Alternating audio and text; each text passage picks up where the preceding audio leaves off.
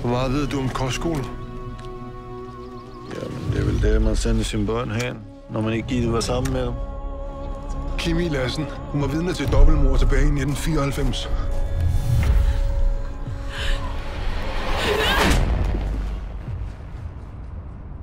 Jeg er her for at hjælpe dig. Jeg gør dig ikke noget.